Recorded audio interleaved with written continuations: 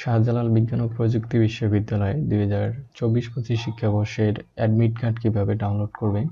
সাস্টের ভর্তি পরীক্ষায় শুধুমাত্র এপেক্স 100 বা নিম্নতর মানের ক্যালকুলেটর ব্যবহার করতে পারবেন, সে বিষয়টি তারা তাদের শিরোনামে দিয়ে দিছে। এবং ড্যাশবোর্ডে লগ ইন করে আপনারা আপনাদের অ্যাডমিট কার্ডটি ডাউনলোড করতে পারবেন আপনার ফোন, ল্যাপটপ, পিসি যে কোনো জায়গা থেকে যে কোনো মুহূর্তে। তো অবশ্যই আমি সাজেস্ট করব আপনারা ফোন থেকে অ্যাডমিট কার্ডটি ডাউনলোড করে রাখবেন, পরে প্রিন্ট করে নেবেন। তো ডাউনলোড করার জন্য লগ ইনে ক্লিক দেবেন।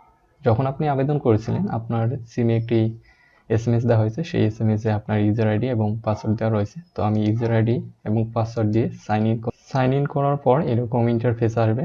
আপনার পার্সোনাল ইনফরমেশন দেখতে পারবেন, একাডেমিক ইনফরমেশন দেখতে পারবেন এবং অ্যাপ্লিকেশন, অর্থাৎ অ্যাডমিট কার্ড ডাউনলোড করার জন্য অ্যাপ্লিকেশনে ক্লিক দেবেন।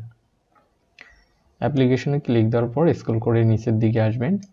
ইউনিট অ্যাপ্লিকেশন সিলেক্ট, অর্থাৎ আমি যে ব্যক্তির অ্যাপ্লিকেশনটি ডাউনলোড করে বা অ্যাডমিট কার্ডটি ডাউনলোড করে দেখাচ্ছি সে বি ইউনিটে আবেদন করছে। তো অ্যাডমিট কার্ড ফর বি ইউনিটে ক্লিক দেব। ক্লিক দেওয়ার পর এরকম আসবে, প্রিন্ট অথবা ডাউনলোড করে যে কোনো অপশনই আসবে। ফোনেও অবশ্যই ডাউনলোড অপশন আসবে। তো আমি এটি প্রিন্ট করে নিব, সেভ অ্যাজ PDF। আমি সেভে ক্লিক দিয়ে দিলাম। আর এটি হচ্ছে আমার।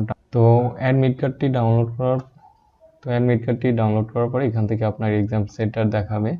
ঠিক আছে, আপনার একাডেমিক বিল্ডিং 1, রুম নাম্বার 840 এবং 8 ফ্লোর, অর্থাৎ 8 তলায়, সেটি এখানে দেওয়া রয়েছে। এবং কখন অ্যাডমিট কার্ডটি ডাউনলোড করছি সেই সময় কিন্তু দেখাইছে 6টা 20, অর্থাৎ এখন 6টা 21 বাজে। এবং জেনারেল ইনস্ট্রাকশন অফ অ্যাপ্লিকেশন, অর্থাৎ কি নিয়ে যাওয়া যাবে সে বিষয়টি এখানে দেওয়া রয়েছে।